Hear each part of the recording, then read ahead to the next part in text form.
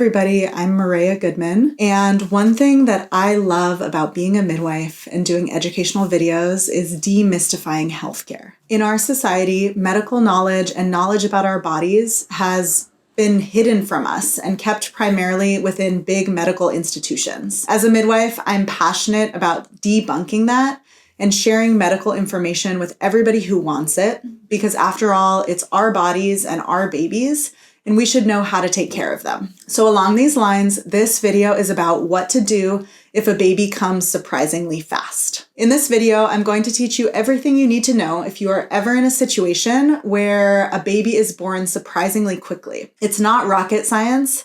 It's actually one of the most normal and human things on earth. A quick note about language. I never use the phrase delivering a baby. The person who is having the baby is the one doing the work of giving birth to that human.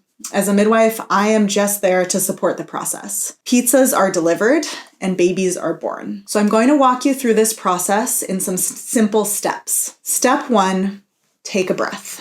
Stay calm and remind everyone else to stay calm. Staying calm during an intense situation is very important, and it can be harder for some people than others. But in the case of a fast or precipitous birth, it really matters. So when we get stressed, our bodies produce a hormone called cortisol. Cortisol is a stress hormone that actually negatively affects the normal hormones the body produces during labor and birth. These hormones are known as oxytocin and endorphins. Oxytocin is the hormone that makes the uterus contract during and after birth, meaning that it helps us push babies out, as well as helps our uterus release the placenta after birth, and then contract down to reduce bleeding after the placenta is born. So why is this important? It's so important to stay calm because helping the birthing person reduce their cortisol levels will in turn support their oxytocin levels, thereby reducing the risk of postpartum bleeding. So taking deep breaths and creating a calm environment literally makes birth safer. Step 2,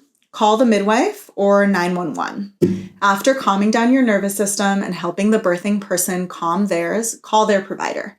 If they have a midwife and they haven't already been notified, call them. If they're planning a hospital birth, call 911 to have an ambulance come so that they can take both the birthing person and the baby to the hospital once the baby is born, just in the unlikely case that they need some medical support after the birth. Support the birth to happen slowly and naturally. When babies are born this quickly, there's very rarely a need to intervene in the birth process.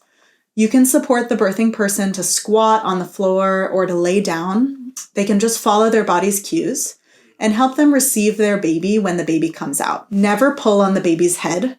Just let them come out naturally and support the baby's body if the birthing person is in an upright position. If the baby's head comes out and the baby's body isn't born in the next contraction, encourage the birthing person to get into a lunge position, which will help open their pelvis up more so the shoulders can pass through. Babies are often slippery when they come out, so make sure that you're focusing on the process of supporting the baby's body as they're born. 4, keep the baby warm and skin to skin with the birthing person. Get a clean blanket, towel, sweatshirt, whatever you have available, and dry off the baby, and then help them get skin to skin with the birthing person.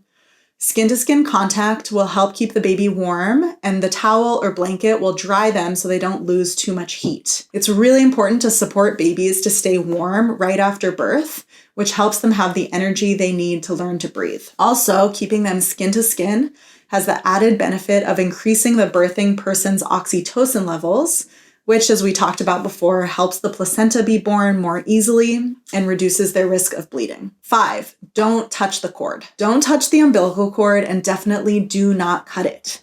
It's actually beneficial for babies to keep their cord intact right after birth. Actually, at the moment of birth, 1/3 of the baby's blood volume is in the placenta, and they need that oxygen-rich blood to help them transition to the outside world. So don't touch the cord, and again, do not cut it. The cord needs to be cut with sterile instruments to avoid the baby developing an infection, and it also needs to be tied off so that the baby doesn't lose any blood. There's no problem with leaving the cord attached for hours or even days after giving birth, as long as you care for the placenta properly. Which brings me to the next step, support the placenta to come out. So hopefully by now the midwife has arrived or someone on the EMS team has seen this video and has arrived to support. Either way, placentas are usually born 2 to 15 minutes after the birth of the baby, but they can sometimes take longer. Usually, birthing people will feel immense relief after the baby is born, and that comes with a rush of good-feeling hormones. And then sometime later, they'll get a crampy feeling in their uterus, and that's a sign that it's time to release the placenta. So when they start feeling that way, you can just support them to squat and put a towel or a bowl on the floor beneath them to catch the placenta. Sometimes they can gently pull on the cord themselves.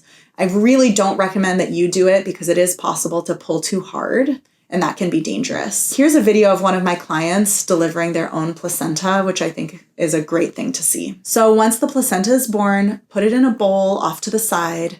Make sure to change out the towel that's on the baby if it's wet, and get the birthing person some water and some food. Okay, so the baby's born, skin to skin, the placenta's out.